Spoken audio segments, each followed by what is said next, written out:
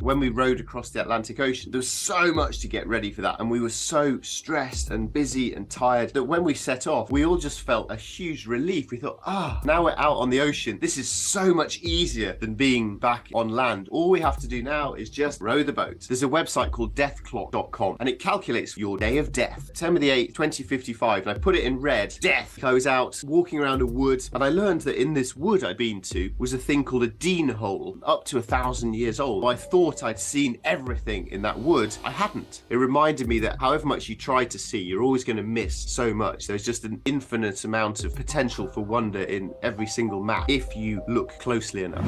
Thank you so much for doing this, Alastair. Like, I love all the different challenges you've done. I love the micro adventures. I love your new book about sort of you traveling around just your local area. I'm so happy to have you on. Thank you for having me. I'm glad we sorted out the time zones. It's a nightmare. It's so hard. And it's extra hard because in Britain, we move the time an extra 1 hour backwards or forwards for in spring and then autumn. So that then always confuses me as well. I have a friend that I do these weekly Zoom calls with, and he's from London, and we also have daylight saving. So like the difference changes by like 2 hours Yeah. at a certain period of time. I was for a book I wrote a few years ago, I managed to get an interview slot with an astronaut, and I was so excited to talk about adventures to space. And then I messed up the time zone and missed the Zoom call, and they couldn't fit me in again. And it's so they were very sympathetic. We're like, we're really sorry. I know time zone calculation hard, but we're kind of busy flying to the moon now. So the end. It's painful. Oh no, how long ago was that? And what was that book that you were writing? I was writing a book called MicroAdventures, which was about how to go and have different sorts of adventures, cycling adventures, walking adventures, crossing oceans, stuff like that. And I just thought it would be quite a fun final chapter to have. Here's how to go to the moon, sort of adventure chapter. But I missed my chance. Over the last year, I've been sort of reading more and more sort of adventure books, and I've been just like getting more and more fascinated. I've been following like people like Mike Horn or Rana Fines and these old travelers. This guy named, I think, Ibn Battuta or something. He was like a Muslim that traveled through. Yeah, you know exactly who he is. And just reading these stories, and it's like, wow. Yeah, but Marco Polo is the very famous old traveler, isn't he? But Ibn Battuta, yeah, he's the sort of Muslim version of that. Went all over the world, and incredible to go from where he lived in and see and like elephants for the first time or something. I mean, for us now, life in a way is so boring that we all know what an elephant looks like. But imagine if you never knew one existed, and then you get to India and there's an elephant. Mind just it was just astonishing. But yeah, Ranulph Fiennes was one of my early adventure heroes. He's a real sort of old-fashioned tough guy, isn't he? But these days I'm quite a big fan of your Australian Beau Miles. Have you come across him? Beau Miles. Have a look at him on YouTube. He does kind of sort of silly challenges, but with a deeper bit of meaning in there. And he used to do big world adventures like me, but he's now more into just trying to encourage people to explore their backyard. So yeah, he's great. For example, he did one film about he wanted to run a marathon, but he decided to do 1 mile every hour for 26 hours, because 1 mile takes, I don't know, let's say 10 minutes, and then for the other 50 minutes he'd do a job. So he'd tick off a load of jobs over, and he'd filmed it as well. So he's doing all sorts of things like repairing a bit of his house, then he'd run a mile. Or Beau Miles, check him out. One thing I noticed about you, Alistair, you sort of you're pretty on top of like social media. Like all these other sort of travelers, they're a bit older, so they have no idea what to do. And you're like posting consistently. You're posting YouTube content that's meant for YouTube, and you're posting Instagram content that's meant for Instagram. So you've been sort of able to navigate the social world as an explorer and traveler.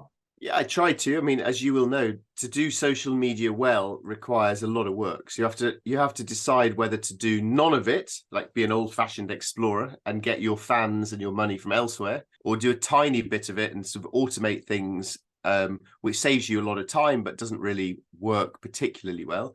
Or you commit to, right, I'm going to make some effort on this. But I try to get balance, because so if I post something online, I try and automate it to go onto as many different places as possible. But for the stuff that's important and I care about, then yeah, I have to make it for specific channels. But there are so many channels, and there's so you could spend all day doing that. So you have to draw a limit. So, for example, I've decided not to begin TikTok. I know that TikTok is taking over the world, but I'm thinking I haven't got the energy for a new social media channel. I'm too old for TikTok. So that's me sliding now towards being an old explorer. But for now, I try and work hard on another aspect of that, I suppose, that's interesting for me is the way these channels come and go. So 10 years ago, when I was really trying to grow MicroAdventures, it was all about Facebook. That was huge. Now, when I put something on Facebook, nothing, no one pays any attention to it. So now it's Instagram currently is where I get most of my responses and things, but who knows what that will be in 10 years.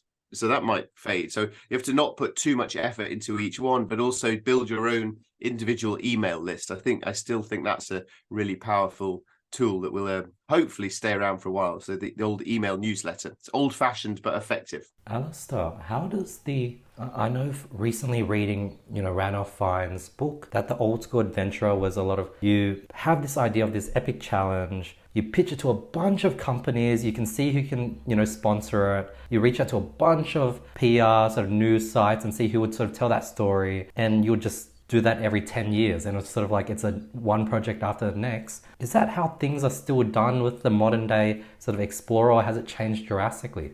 I think it depends what the project is. So, for example, if you're going to go and try to climb Mount Everest, let's say, you're going to be spending, let's say, 30, 40, $50,000 on that. So unless you're rich, then you need to go get that money from somewhere, which then does require going around all the companies and seeking sponsorship. And personally, I find that incredibly painful and tedious and boring.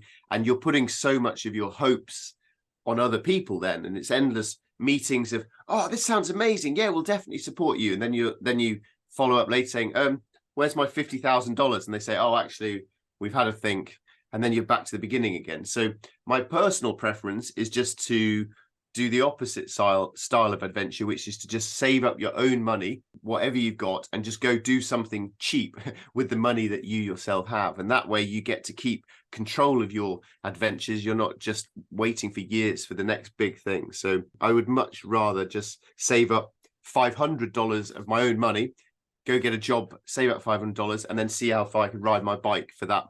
That's the sort of level of adventure that interests me more. And then when you go ahead and go on that bike ride with the $500 you saved up, what's the post-adventure sort of look like? Is it you organizing all your footage and creating YouTube videos? Is it you trying to write a book out of that? It's you, like, what's that post-adventure behind the scenes look like? That's interesting. When you started to ask that question, I thought you were going to ask about the personal and emotional impact coming home from adventure, the sort of post-adventure blues and how you get back to real life. That's what I thought you were going to ask, but actually you asked, which is an important part, but you asked about another side, which is how this then becomes work for me. So I've made my living out of doing adventure stuff for a long time now. So what I try to do is to still keep the adventure as adventurous and pure as possible. And by that, I mean that when I go off and do the adventure, I try to just really experience what I'm doing and really enjoy it. But of course, I have to take some photos and record some video as well. But I don't worry about all of that until I'm home. I try not to have to share stuff to social media whilst I'm out in the wild. I want to be away from the internet and away from phones. Then when I come home, it's a case of do some laundry, and then it's make a film, write blog posts, and perhaps write a book. And then if you write a book, that's a long process, roughly a year. And then when you finish the book, then you have to then start to market the book. So try and sell it to get magazine articles, go on podcasts, all this sort of stuff. Eventually that's out. And then finally, probably a couple of years down the line from the actual adventure, it's finished. And that's when you then start to think, what's next? And then that cycle begins again. Tomorrow afternoon, I'm sort of flying down to Tasmania. I have like a 10-day sort of road trip. I'm going to drive around the island. And usually, like the week before any trip, I'm like just cramming and I'm trying to catch up and get on top of things. And just like I haven't packed my bag yet, so I'm going to figure that out tonight.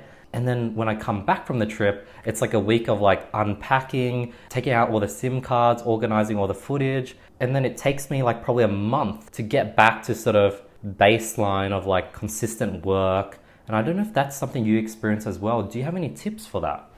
I don't know if I have any tips for it, but I definitely experience the same thing. And just this, it's so you're talking the evening. For me, it's early morning. This morning, when I got out of bed, I sort of gave myself a talking to, because at the moment I've just finished writing a book, so I'm doing the sort of promotional round at the moment, podcasts and social media and things about this book. But I said to myself this morning, right, it's time now. You've got to stop this. You can't just spend another day on Instagram or Twitter talking about your book.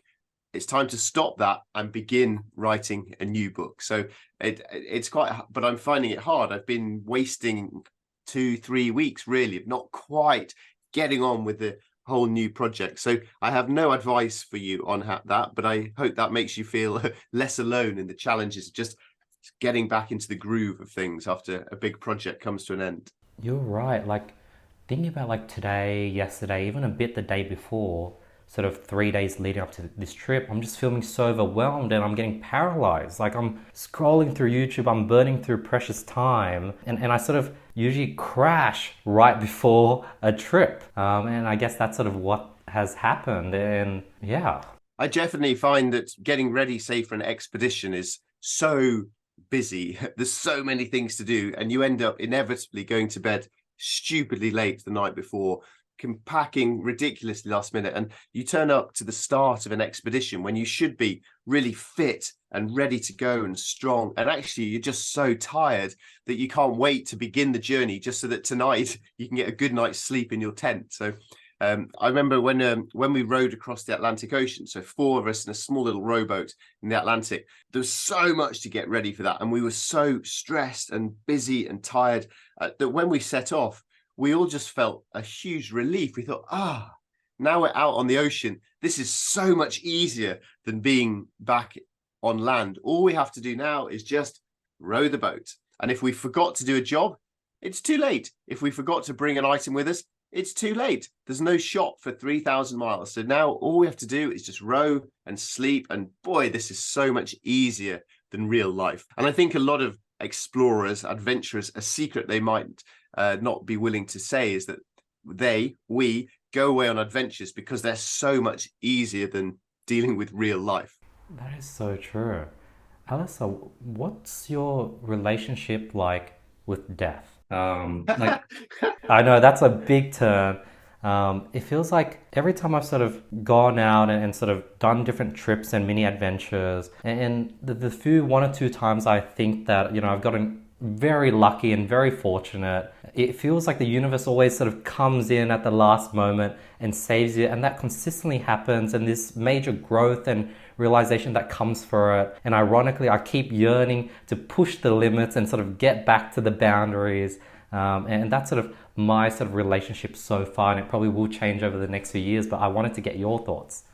Gosh, well, this you've done well. This is a podcast first question, which is excellent. I like podcast first questions. When I started doing big adventures, I guess in my early to mid 20s, I was really driven by a fear that time was running out. I felt which I suppose is the pressure of death. I felt on me much more than all of my friends of that sort of age. And that really drove me to think, wow, there's so much I need to do. I've got to get on with this. I've got to get on with this. I'm getting old. Life's running out. So I was very driven in that sense by death, which I think actually comes more from a love of being alive rather than a fear of being dead. So I don't actually worry about being dead. To me, when I'm dead, it all goes black and that's the end. And I don't worry about that at all. But I love being alive so much that motivates me to crack on and get stuff done. In my calendar, I have a funny little thing about death. So there's a website called deathclock.com, which you type in your date of birth, how old you are, your gender, your height, your weight, whether or not you smoke, if you drink alcohol, and it calculates for you your day of death. Deathclock.com. And I suppose in a way that's kind of a best case scenario, because who knows, I might get run over by a tractor tomorrow. But it's calculating it for me. And I've put that into my Google Calendar. I think it's something like September the 8th, 2055. And I put it in red, death, and all future dates, because I did that. It's sort of a bit of fun, but equally it's a reminder to me that anything I want to get done, if I want to write that novel that everyone always dreams of, I've got to get it done before September the 8th, 2050, because after that, it's not going to happen. So in that sense, death does motivate me a lot. But on my actual adventures, I really love being alive so much that I don't really take big risks. So I'm not a risky adventure adrenaline junkie. And you were talking to recently to a lady, I forget her name, that's climbing enormous crazy mountains, and she clearly loves life and is thrilled by that. But for me, I'm like, that's a bit too risky for me, because I'm not willing to push quite that close to the line.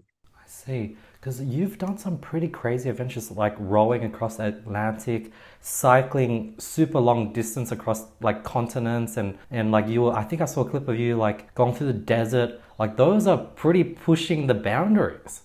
They're quite they're quite big journeys, but there's an interesting comparison and things like that between whether they're actually dangerous or if they're just perceived to be dangerous. So between actual danger and perceived danger. And what I mean by that is, let's take rowing the Atlantic Ocean. That sounds like a dangerous and frightening thing to do, doesn't it? You could be out at sea, if you fall off the boat and the boat drifts away, you're dead. Nothing can stop that. If a storm comes in the night and you fall overboard, you're dead. The end. And that sounds very dangerous. But actually, so long as you stick to the protocol. So if the weather's bad, you wear a harness and you keep clipped on to the boat. If you do that, you can't fall overboard, and therefore you won't die. And eventually, if you just sit in that boat long enough, it would eventually drift all the way across the ocean and bump into the Caribbean on the other side, as though you were a coconut or something. So eventually you'll get there. So actually, as long as you do things properly, it might seem dangerous, perceived danger, but it isn't actually dangerous. And that's a distinction I try to make in my challenges. So for example, you won't see me doing that sort of crazy wingsuit flying. You see people jump off a cliff and fly with those squirrel suits. Even the YouTube videos terrify me of those. So for me, that is actually dangerous, and therefore the risk reward ratio in that is not one that I personally am willing to take. Have you been, or are there any stories of you getting accidentally in dangerous situations and sort of plans sort of diverged? Yeah, I guess so. So when you spend a lot of time in wild places, then things can go wrong, I suppose. Probably the most dangerous things that I've done in my life involve not the wild places, but the times when I've been interacting with other humans. So probably the most dangerous thing I've done was cycling around the world, which just required that every day some idiot driving the car wasn't just checking their phone as they drove past me and hit me off my bike. So that's quite dangerous. And also, importantly, it's beyond my control. There's nothing I can do when I'm cycling along about some idiot driving badly. So there's that aspect. And then, of course, there's the risk of dangerous humans, meeting some human who wants to do you harm.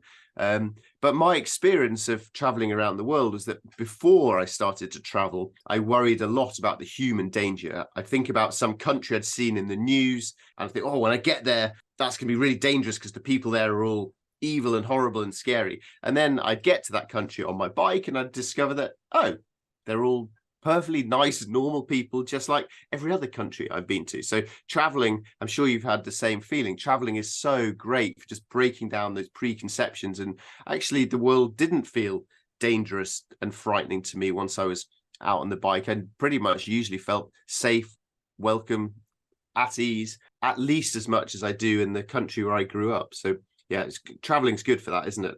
You being a very sort of calm person as well as a great communicator, are there any scenarios where that really basically saved you? You were able to like talk your way and calmly sort of get out of a bad situation thanks to that skill and ability? I think if I have that, I think it's very much a learned skill. And traveling was something that did a lot for me, was building my self-confidence, making me better at being confident to communicate and talk with other people. And one of my main principles when I was cycling around the world was that if ever I felt like being angry or shouting at someone or punching them, a much better tactic would be to just smile at them. So if someone was getting angry at me, the temptation is to get angry back. But when you're thousands of miles away from home, or even if you're in your home street, there's a danger in elevating a conflict. And I would always try to just be the one who's willing to smile, back down, chill out. I'll just say goodbye. I'll get on my bike. I'll pedal down the street, and then maybe I'll pedal really fast and we'll never see each other again. So yeah, smiling when you feel like getting angry is a good way of solving a lot of problems, I think. And so in terms of communication, I think that was possibly the most useful skill in traveling around the world, was being able to read someone else's character and personality and then try to match that. So sometimes people want to have nice, quiet, gentle conversations. Sometimes people are a bit more hardcore and frenetic, and then I'd rise up to meet that. So I think I sometimes think of myself as being a bit like a social chameleon. Like, I think I'm quite good at just melding into whatever the situation is. So perhaps if you think I'm being calm now, that's because you radiate this aura of calm competence yourself. So we're just matching each other. Thank you. How old are your children, and are they sort of at that age where they're sort of doing their first international trip, or have they far gone past that age? And what is it like as a parent that loves to explore and go off and do things on your own? So my children aren't at that age yet. They're just heading towards teenage years. So they haven't really been off international exploring, certainly not on their own yet. So I live in England, so they've been on holiday to places like France, but generally we travel around the UK. And sometimes I feel, I should be one of these parents that takes my children on a huge round the world adventure and shows them elephants and all sorts of things. But then other times I think life is long, don't need to do all of that stuff before you're 18. I certainly hadn't really been anywhere interesting till I was almost 20, so they haven't done anything particularly different to a lot of, say, British kids, really. And then your other question about how I find that as someone who likes going off, I've found it really difficult to be both an adventurous spirit who just wants to go off out into the wild, and often wants to go off into the wild on my own, whilst also wanting to be someone who is at home every day helping the kids. And that sort of the pull between those two very different lives is something that I found hard. And it's something for which the micro adventures I've been doing, these sort of short, simple local adventures, has been a way to try and find an overlap between those two circles, whereby I can try and make all the parts of my life work more or less. One thing that, you hear people constantly say, it's like, I don't wait until I get that first house before I have children. I don't wait until I can travel more before I have children. Do you think that's true? That, like, has having children kept the amount of travels the same? Has it actually increased the amount of time you've traveled, or has it actually decreased it because now you're sort of looking after your kids? I'm enjoying the changing directions of your questions. We've now become a parenting podcast, for which I feel spectacularly unqualified to offer any sort of expert opinion. So, but with that disclaimer in mind, there's so many different ways you can do things. Of course, some people would enjoy having kids and taking them off on adventures. Other people might think that having kids then gets in the way of their adventures, and they're better off to get it done earlier, to do their travels and adventures first and then have the kids. I'm not going to say what the correct answer is on that, but I will say that I certainly underestimated the impact that kids would have on my life. I pretty much assumed that I'd have these cute little kids running around and that'd be fun, and equally I'd just still have amazing adventures the entire time, and I'd get loads of sleep and life would be very easy, but it'd be kind of fun. Kids are great, but they completely turn your life upside down. So that's a bit of a cop-out answer. There's no right or wrong thing, but it's certainly hard.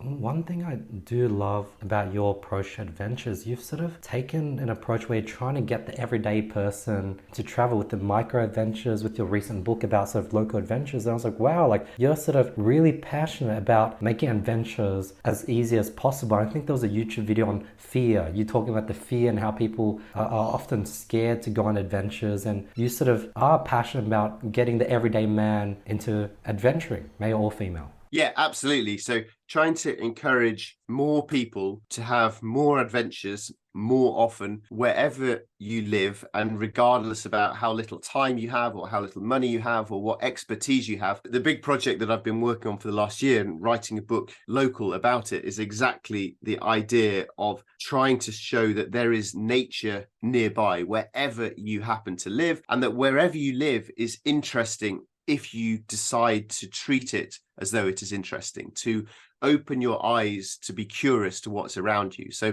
if we both enjoy traveling, and I think a great thing about traveling is you get to some other country and suddenly everything becomes fascinating. The way the place smells, the bird songs, the way people dress, everything's interesting.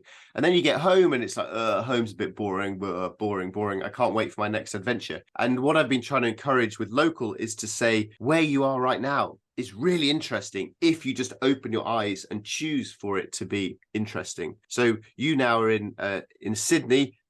You've got the shutters down over the window, so I can't quite see. But I would love now to just stick my head out of your window and see what was out there on your local street, which for you might be kind of boring. And here I am, and it's a cold autumn British morning. I'm sure you'd find it fascinating to see the frozen grass, the leaves turning golden on the trees.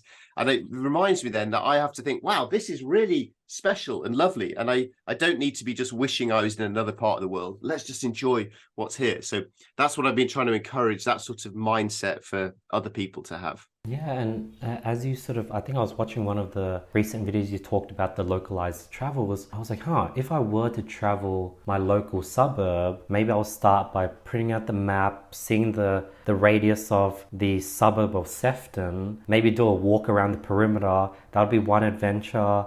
Maybe go to the local library and see if there's any old books on the history of my suburb. And then from there, maybe 5 or 6 things may spiral. I guess tell me a bit about your journey when you explored your local area.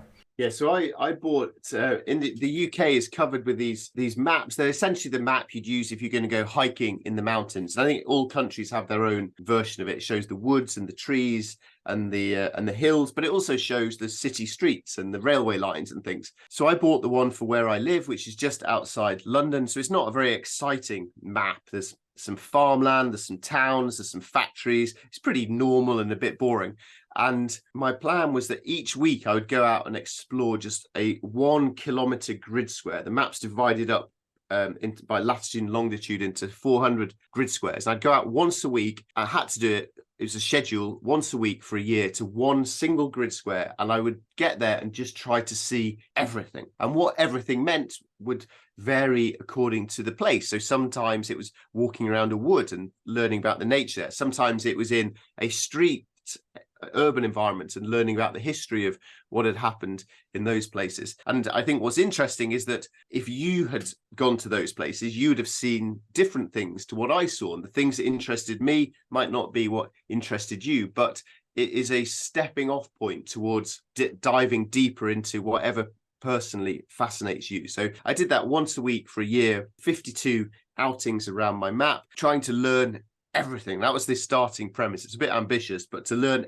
everything in this grid square, and then to take photographs and document that as well. And when I started the idea, I slightly worried that it'd be a bit boring. It's one small suburban map. I want to be going to Tasmania and exciting places, and here I was trapped on one small map. But as I started to pay attention, I learned that the more you notice, the more you find, and the more you find, the more there is to learn, and that soon one small map actually starts to feel gigantic. And I realized that I could not possibly begin to learn everything about my neighborhood in 1 year, and maybe I can't even learn everything about it in a lifetime. And therefore, although I would love to go traveling off to all these different parts of the world, real life stops that happening sometimes. So therefore, I can either be upset about that, or I can be excited to think that 1 mile from where I live is some street or building or church or river that I might never have been to in my life before. And that's worth exploring. So it's about being excited about what is there rather than being regretful about the things that you don't have. What was the most interesting, or are there any key stories that stick out within those 52 weeks? So it wasn't really a very adventurous experience. It was a very interesting experience, and it felt like I was exploring. But I have to confess, it didn't really feel like an adventure. It wasn't like, whoa, this is exciting. It was interesting. So one week I was out walking around a wood. It was a wood I'd been to quite a few times before, but I was walking around it, looking at the trees and all that sort of stuff. And then I came home, and as I did every week, I would then Google about the stuff that I'd found, and I'd learn about the science or the history or the folklore. And I learned that in this wood I'd been to was a thing called a Dene hole. And I'd never heard of a Dene hole. What's a Dene hole? So then I started Googling that. And what was interesting about this project was that I'd learn about one thing, and then I'd Google another thing and Google another thing. And suddenly 3 hours have gone by and I'm still 1,000 pages down Wikipedia. So Dene holes were, say, 1,000 years ago in Britain, people would dig a vertical tunnel down in a wood, quite narrow, vertically down, and then when they were underground, they'd hollow it out to extract the chalk, the lime, which they'd put on the fields to use as fertilizer. And they did these vertical shafts so that they didn't waste the land above, and also to stop, otherwise their pit would just fill up with leaves. So they dig these vertical things and then hollow it out. And in this wood that I'd been in, and I'd spent several hours there, and I came home thinking, I've seen everything in this wood. There was apparently a Dene hole. So I had to go back to this wood again, but this time I took with me a climbing rope and a head torch, and I found this hole. So there's a forest floor, and then suddenly there's this black hole about maybe a meter wide, let's say, vertical hole in the forest floor, up to 1,000 years old. I don't know exactly. And so then I had to tie the climbing rope onto a tree, put my light on, and lower myself down into this cave. And when I was down there, it's pitch dark, and it was just a hollowed out place where people had extracted the limestone. But to think that people had made this 1,000 years ago, and that here was I down there away from the rainy British morning and the traffic going by, just felt so exciting.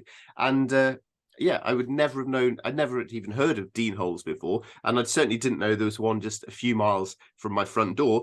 And importantly, even though I thought I'd seen everything in that wood, I hadn't even seen this most fascinating of things. So it reminded me that however much you try to see, you're always going to miss so much. There's just an infinite amount of potential for wonder in every single map if you look closely enough. That's such a beautiful story. One thing I've been sort of trying to balance between is I have a small social media following, so I've been able to leverage that to get free accommodation or free activities in different countries. So last year when I did a road trip of New Zealand, I was able to get the car, accommodation, a bunch of different activities completely covered. But then I found myself scheduled for the 13 days. Every day was 2 or 3 activities. It was back to back. I had to get to the next location because I had a night booked there, and it was so fun. I had so many cool footage, but it was so hard to breathe. I felt like I was treading water. I was like, was this really an adventure? I feel so tired by the end of it. And I was like, the next trip I do, I'm going to have nothing planned. So the most recent trip, I went to South Korea, Mongolia, and Hong Kong. No plans, and that was freeing, and I would make plans on the day, and a lot of interesting things would happen, and it was very impromptu. And then now I have this Tasmania trip coming up tomorrow, and I have, I think, 4 accommodations over the next 10 days scheduled in. So now I have 4 spots I have to show up on time. So it's like, but then it's free, and these really cool experiences that I wish I could have experienced, but then I'm no longer free. I guess the question is, what's your thoughts on that? How do you balance between the two? If you have the ability to get cool experiences covered, you'd want to do it, but then you want to travel with no plans at all. Yeah, it's a compromise, isn't it? There's no such thing as free, is there? There's no such thing as a free dinner. You're like, well, I've got this free accommodation and this free activity, but it's not free because it's taking a cost on you, on your time, on your opportunities to be spontaneous. It's turning your adventure into work, but it's cool as well. You get to do something that maybe you wouldn't be able to afford to do otherwise. And also importantly, hopefully those activities are interesting to your social media audience. So then that will grow and you'll start to leverage that more and get a bit more influence there. And that can lead to other opportunities. So I guess you need to ask yourself, is this thing I'm doing work, or is it vacation? Is it a holiday? If it's a vacation, a holiday, then do whatever you want. But if it's work, then maybe you've got to stop moaning and get on and do the work. But it's something that I often feel about my adventures is the trips I go on are fantastic fun. People who see them on, say, Instagram might think, wow, that's my dream trip of a lifetime. So I'm very lucky and privileged to do this. But it's also, for me, work. So when I'm away on these trips, I'm constantly really thinking about how I can then use this experience later to essentially to make money,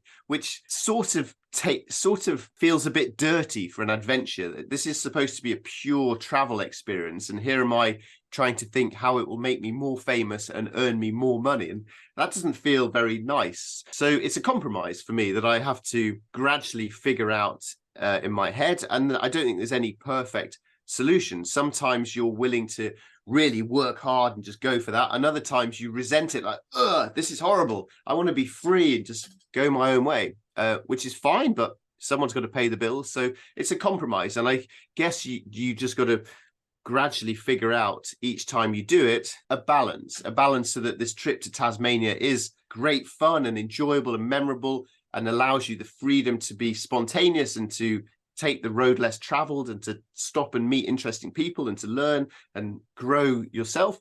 But equally, you've got to, those fish behind you, they're not going to get fed on their own. You've got to pay for some fish food. So yeah, it's a compromise, but it's also worth bearing in mind it's a pretty nice decision to be having to make of, oh, should I go and stay in this really nice hotel for free or not?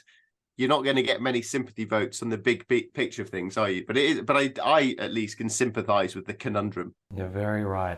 Perspective and gratitude. Do you ever set yourself sort of pure holiday trips? Like I remember going to New Caledonia 2 years ago. Nothing was planned. Went in blind. I covered everything myself. But then I started talking to, like, I met some local tribe members, and they were showing me to their tribe, and I was whipping out the camera. I was filming it all. I was like, oh, this is going to be such cool footage. This is going to be amazing. As like an adventurer and content creator, sort of everything becomes content, does it not? Or are there times where you're just like, this is pure leisure, no camera? Yeah, how do you find that balance?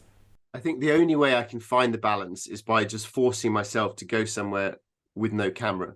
But even then, if I'd had that experience of you with no camera, I'd then come home still with memories like, oh, well, maybe I can write a magazine article for this and do that, or at least I can write about it on my blog, and that'll then attract some readers and so and so. So for me, everything is work always. So I take my camera with me everywhere, mostly because I just love taking pictures, but equally, if I see something cool, I'm going to take a photo of it, and then I'm going to come home and I'm going to upload it to my photography website. I'm going to write a blog about it. Everything is work for me. My life, my hobbies, and my career are all completely and utterly entwined. And sure, sometimes it'd be nice to just be 100% on vacation, but equally, I've got one of the coolest jobs in the world. I get paid to just do cool stuff. So maybe I should stop moaning and get on with it. But yeah, for me, everything is work all the time. I'm sure other people are better at switching off, but I'm always on the go, I think. Alastair, one thing I've noticed is you are really good at like business and content and marketing. I sort of luckily sort of got into business and then sort of figured out marketing, and then I got into more traveling and adventuring, so I was able to just take the skill sets over. I guess, I don't know if it's true, but you probably started going on adventures and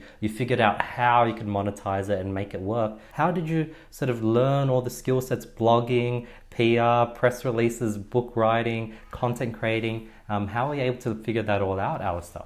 It's interesting, isn't it, that we both do similar things and have similar passions, but we've come at them from different sides. The one thing I'd completely disagree with in what you said was that I'm good at business. The sort of business side of stuff I'm awful at. I'm completely useless at it, and I also hate it as well. So I earn money roughly in three ways: speaking events, selling books, and then partnerships with brands of either a sort of ambassador role or make content creation for a brand. And they're how I pay for my life. So for each one of those, I have an agent now who does all the money side of things. So if you want me to do a talk at your business, you'd email me and I'd be like, oh, I hate talking about money, it's embarrassing. So I'd pass you on to my agent, who's a very nice person, but hopefully when she talked to you, she would squeeze as much money out of you as possible, which is what I secretly want to do, but I'm too nice to actually try and do that. So the stuff that I'm bad at, I get someone else to do for me. So the way I went about it all was that the thing for me, first of all, was adventure. I really love adventure. How can I have an adventure? I need some money. Okay, so my first adventure came just by working a normal job, saving up my own money and going have an adventure. That was great. But when I came home, I thought, oh, I want more adventure. Therefore, I need some money for this. And I don't really want to get a proper job because I really like adventure stuff. So how can I make some money from what I've done? And I think the really important thing here is that, first of all, you need a really interesting story. I think quite a lot of people think that they want to create content or be an influencer or earn money from adventure, but they haven't actually done anything interesting yet. So the first thing to do is something really interesting. For me, that was 4 years cycling around the planet. When I got back, which I'd paid for myself, when I got back from that, suddenly I had a good story. So now I was in a position to start to write a book, to start giving talks at schools, and to learn through practice to get better and better at speaking, so that I could gradually start to increase how much money I charged. I began for free and then moved up to £50 and then £100 and creeping up like that. And then, which is nice, but if you want people to book you for your schools to give talks, then they need to know about you. How will people know about me? Okay, I need a website. And then I had to then start learning how to blog. And then social media comes along. I was already blogging for years before, say, Twitter was invented. And then this new thing called Twitter started. Looks a bit ridiculous, but let's try it because it might be big. So I've signed up over the years to all sorts of social media things that have just disappeared. Google Plus, for example. So each one has just come through trying this out and then teaching myself by Googling. Essentially everything I've done, I've just learned through Google or YouTube, really. Having big projects like 4 years cycling around the globe, or sort of rowing across the Atlantic, or going through the desert, has these sort of project and things that you've wanted to change drastically now that you are a father and you have children, and being away for large periods of time might be much more difficult?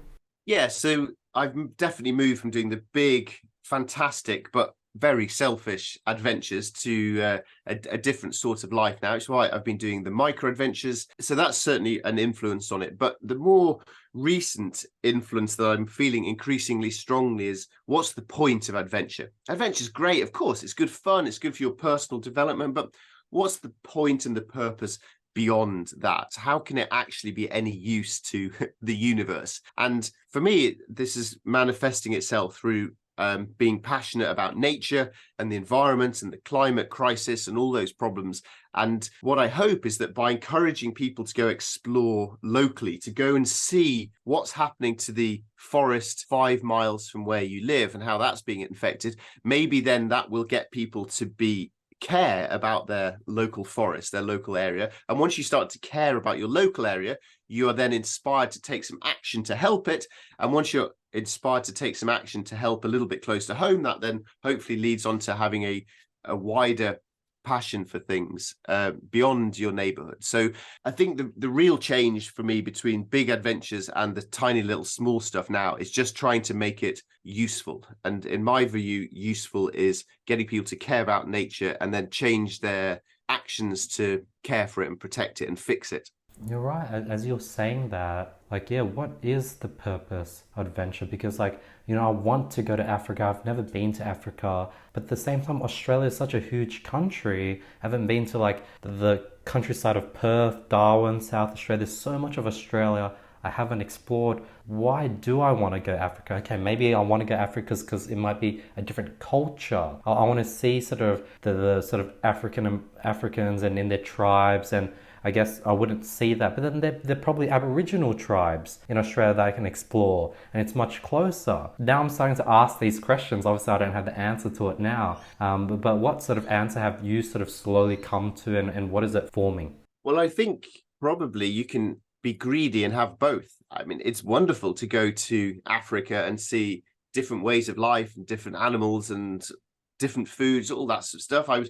I would urge anyone who's lucky enough to travel globally, but also you're talking about places in Australia that I've never been to. I'd be so thrilled to visit anywhere in Australia. So I think you should also try and bear that in mind, that when you're not on these big trips off to Africa, say, then just appreciate and notice the things that are around you and enjoy that as a travel experience. And then the third aspect I would add on to that is to try, perhaps adventure in itself is, I think that's a good enough reason to go. It's just, wow, this is great. But if you can add a bit of purpose onto that, what can you do that will make the universe a bit better by doing that trip? Then I think that adds a wider value onto your own individual experience. So when you go to somewhere, how can you help make that place better? Or can you go away, acquire knowledge and bring home that knowledge to make your own community better? And your community, of course, might be the streets around you, but more likely for you, it's your online community. So what can you do through your social media platforms to not just say, oh, here's this fantastic place in New Zealand. It's a really expensive hotel, which I got for free. But to think of something that you can add some value to make people's lives a bit better too. And I think from the way, and this definitely is not on the level of let's end cancer and solve child poverty. For me, it's my adventures. The purpose that I've tried to add to it is how can I help make it easier for other people to explore, which is what got me onto doing MicroAdventures, really, of here are some ways that I've learned which you in your busy life can apply to help get you and your family and your friends out having an adventurous experience this weekend. As I say, it's not solving cancer, but it's trying to add a little bit of purpose to the selfish, fun adventures. Alastair, how did you come across that purpose? It's a very unique purpose of sort of your mission is to sort of make travel more accessible, less intimidating to the everyday man. That's a very unique approach. I haven't seen any sort of adventure or explorer sort of have that goal and purpose in mind. I think it came about in two ways, really. The first was realizing just how wonderful these adventures were for me personally, the sort of personal development, the things you learn about life and yourself through these experiences in the wild. It's great. It's why I would urge lots of people to go and travel. You learn about yourself. And so through realizing how beneficial it had been to me, I suppose I then wanted to share that. And I think that came because before I started adventuring, I trained to be a high school teacher. So I was quite conditioned then to getting my knowledge and trying to pass it on to kids and get them enthused about the stuff they were doing. And when I was beginning doing speaking, it was all about take my experiences from the world and pass it on with enthusiasm to the kids. So I think I had built in that habit of just getting what I know and trying to pass that on to an audience. One thing you mentioned earlier about that intention, and it sort of made me realize you're right. Like with this upcoming Tasmania trip starting tomorrow, like there is no intention. The initial catalyst was I had this $80 flight credit, so I just wanted to use it. And Tasmania was sort of like nearby from Sydney. But other than that, I usually travel, I guess, with the intention to learn and experience new experiences. But maybe this is I'm gonna sit down tonight and figure out what I want to sort of get out of this trip. Any advice when it comes to setting intentions for adventures? When I started to explore my local map this year, my intention was that I would do that in order to give other people ideas for how they could have adventures close to where they live. So I think that was my intention. But once I was actually out each week exploring these places, I realized that wasn't my real passion anymore. I've spent a lot of time encouraging people to go ride their bicycle. And what was really interesting to me now was that nature is being destroyed and we're just not doing anything about it. And therefore that then became my intention and my passion. So what that means for you perhaps is that you don't have to go to Tasmania with an intention, but once you get there, be open-minded and curious and ponder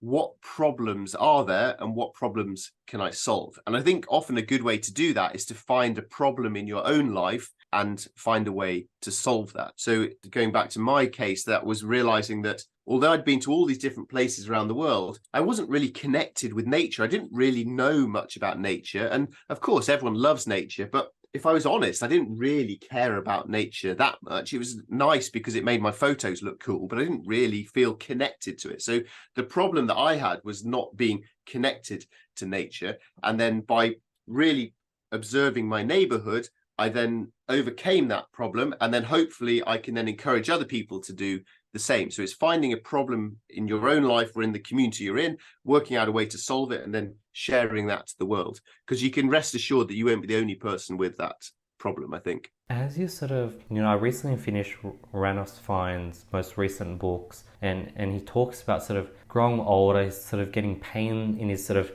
all his joints, and it's getting harder and harder for him to continue to run marathons. And he's sort of done all these crazy things, and as age goes on, like his body is holding him back. How has your adventures, or what's your relationship with adventures as you've aged?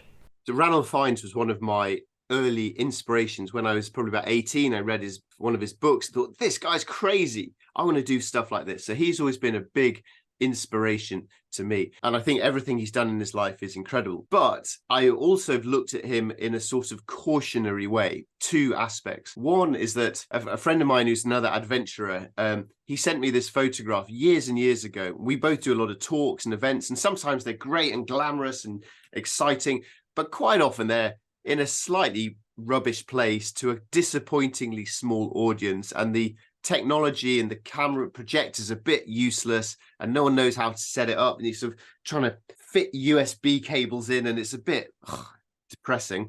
Anyway, my friend sent me this picture of Ranulph Fiennes, aged probably about 60, down on his hands and knees trying to connect a computer to a thing, and I took and what I took, and it was quite a funny picture, but what I took from that was thinking, ooh, I don't want to be telling the same story for 60 years like Ranulph Fiennes has made an excellent career of. And I went to see him do a speech last year. It was great. But I also thought from that, when I'm 60 or 70, I don't want to have to be earning my living by running yet more marathons. I don't want to be doing that. It's work for him, but it's not what I want. So what I've learned then about aging is to try to just accept the reality of the age that I am now. So not to just wish that I was really young and pretend that I was really young, just to accept that now is what I am now, and the things that interest me now are different to what they were 10 years ago. And I imagine in 10 years time, if we were having this conversation again, I'd be talking about something totally different. And that's fine, to just allow my life to evolve and flow and not to fret too much about it. And in terms of adventuring, not to try to remain cemented in an artificial past. So I'm getting old, we all are, and I'm getting a bit soft and lazy. Some of the hardcore crazy stuff I did 20 years ago, I couldn't be bothered to do that now. I don't have that drive and the determination to suffer. So I just have to accept that that was then, this is now, and now I'd much rather just go for a walk around my local woods, take a few photographs, have a cup of coffee, and then come home and write about it. As you sort of grow older and your interests change, like for example, you want to do more local adventures, you want to sort of talk about the environment, I guess these topics definitely, I don't know, I might be wrong, will have a less appeal, reach a smaller audience. How do you go about sort of changing topics and sort of keeping that momentum so that by 60 you're not doing speaking gigs about adventures you did 20 years ago?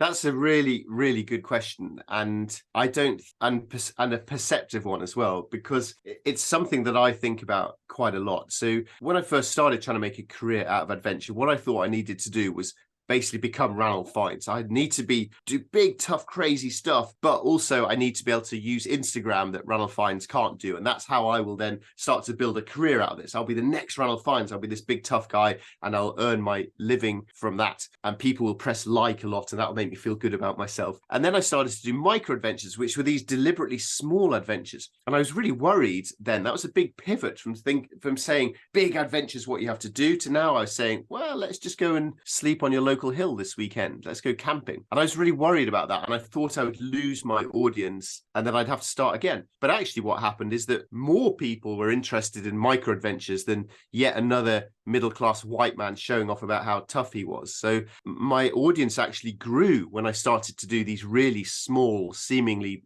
boring little adventures. Now, 10 years on again, I'm at another big pivot point now. So now, as you've picked up, I'm now talking about nature and then the environment, and I don't know how that's going to turn out, but I worry that that's not as interesting as talking about a crazy adventure. So maybe my audience is going to drop off. And the challenge to me is, how can I take my existing audience and convince them that, adventures are great, but we also need to fix the planet. So don't go and leave me. Come with me on this new direction. And it's actually too early to tell how that's going to go. The book that I've written now, Local, is much more about nature and the environment, and it's only just the first few people are just reading it now, and so far I've had 2 emails about the book. The first was, I hate this book, I thought it was going to be about adventure, but all you go on about is vegan stuff, I hate this. So I've lost a fan there. The other email I've had was someone reading it saying, wow, this is a real breath of fresh air, it's about exploring, but also this nature stuff's really important. So I don't yet know how it's going to go. Is the audience going to come with me, or are they going to drop off? I don't know. I hope they come with me from my career point of view, but ultimately I'm going to do what feels important and right to me, not just chase the likes on YouTube and the ticks and all that sort of stuff. I'm doing what feels important to me. And if the audience wants to come with me, great. If they don't, then I have to begin again. But whenever I'm trying to decide anything about growing a career, there's the temptation to head towards vanity, to think, oh, I'll do this because I'll get loads of likes and all these people on the internet will tell me I'm amazing, which is ridiculous, but very tempting. And what I always come back to is an essay on the internet by a guy called Kevin Kelly called 1000 True Fans. Are you familiar with this? Yeah. So it's in essence, the idea is that if you can find 1,000 people who love what you do, and every year they'll buy one of your books and come to one of your talks, and therefore you get $30. From that, you get 30 times 1,000, $30,000.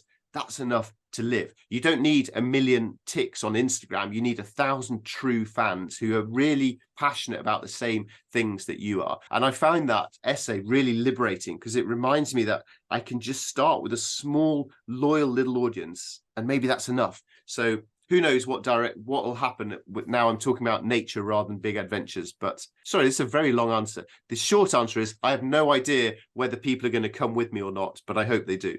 Alistair, I love this sort of self-awareness. Like, as you were sort of talking about that, the thing that I thought of was like, wow, like when I got into entrepreneurship, I was sort of looking at the Elon Musk, the Bill Gates, the Richard Bransons. They're working 10-hour days, 7 days a week, but then they're also having cool lifestyles. And I'm like, man, like I can't do a 15-hour day. Like, man, some days I wake up and I just don't have it in me, and I'm not motivated. I'm not disciplined to push through that pain and get work done throughout that pain I'm feeling in my head. And then there's this sort of identity crisis where it's like, man, like I don't want to work, but I know I have to work because all these other entrepreneurs work and that's how they got to where they are. And there's a sense of relief hearing you sort of pivot and go down your own route and not sort of be that adventure, big challenges person that you would see.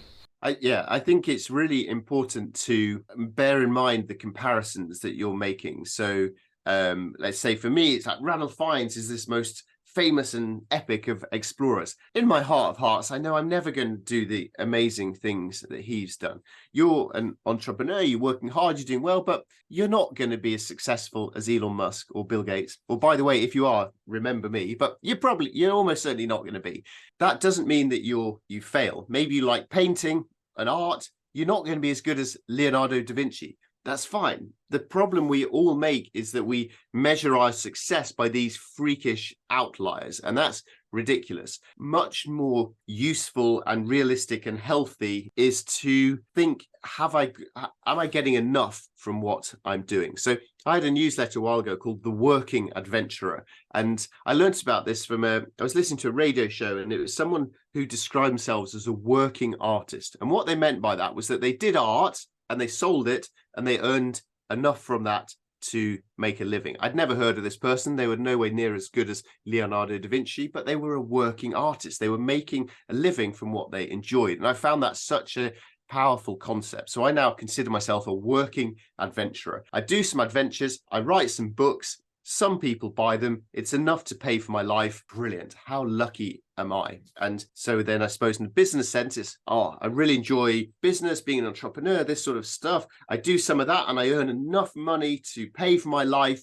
That's brilliant. That is success. So yeah, if you're a working entrepreneur and you're going on that, then that's brilliant. And don't beat yourself up thinking you have to be the next Elon Musk, because as we're seeing with his life story now, as he goes into all sorts of weird craziness, be careful what you wish for. Do you still write a weekly newsletter, Alistair? And how do you go about that for your email list? Yeah, I do a newsletter. I actually have a couple of different ones. So I really love this is quite nerdy, but I really love automated email scheduling things. So this Working Adventurer, essentially, if people sign up for it, week 1 they get the first episode, and then week 2 a next one arrives.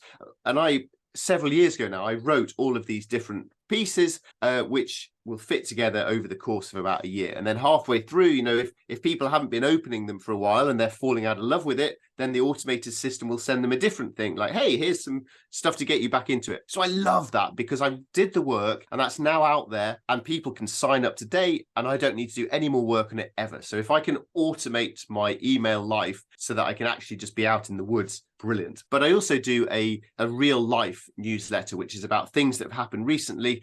And I personally believe that is my most important marketing tool, because Facebook is losing popularity. Instagram might fade away. Who knows? But my email newsletter feels to me that is good and solid, and people will be reading emails in 20 years. So I work really hard on that. But I don't do it every week. I try and do it roughly every 2 weeks or so when I have something to say. And I really enjoy doing it. What I try to do in it is to give a little bit of an update about me, because hopefully the people are like, Alastair Humphreys, I want to know a little bit about you.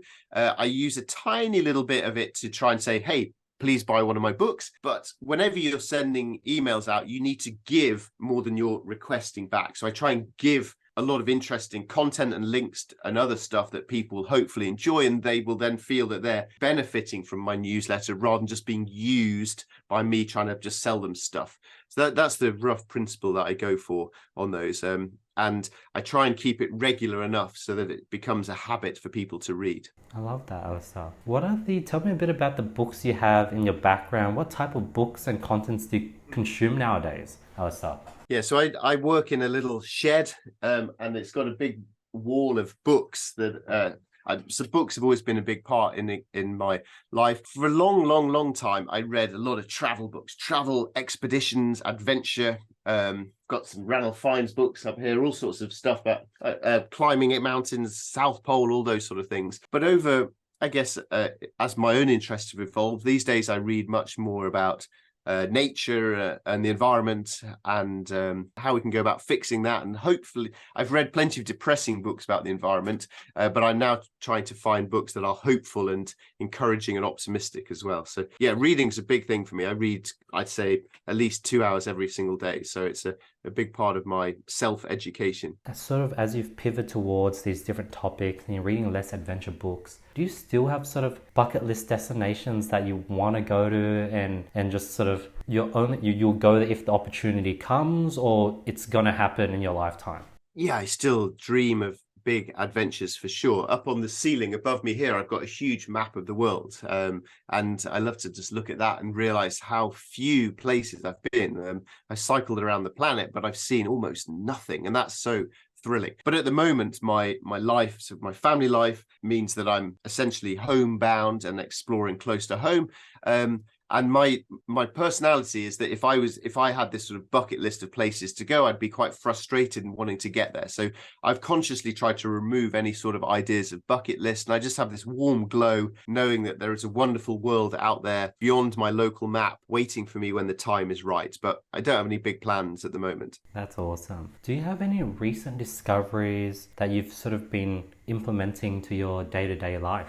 Oh gosh. I think just in terms of daily life, 3 things that have significantly helped me are to make sleep a compulsory part of my life. And I've realized that if I feel tired in the morning, the problem isn't to do with waking up in the morning, is that I went to bed too late the night before. The problem comes early. So I used to think that sleep was for losers, but I'm now a big fan of sleep. And then the other 2, I suppose, are linked. If ever I think, I'm so stressed and frustrated with my life, I'm going to drink some beer and have some wine to relax. The alternative is go to the gym or go for a run. So trying to incorporate regular running or exercise as a way of sort of de-stressing after a busy day, and just making that a compulsory built-in part of my schedule. That then means that I don't have to use willpower to make myself go for a run. Like, shall I go for a run or shall I watch television? Or the willpower battle. I just have it. It's just fixed in my routine. Yeah, of course, I go for a run. And then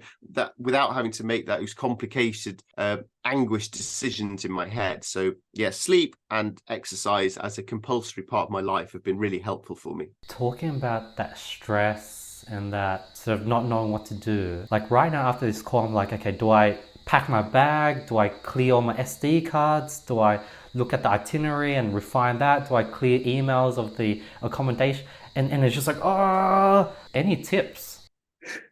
Well, I think writing. I personally would like to. I write down everything that I need to do, and I do that because that then just empties my brain. So it's all on paper, and then look at down the list and compare whether these things are important or urgent. And there's a really nice difference between important and urgent.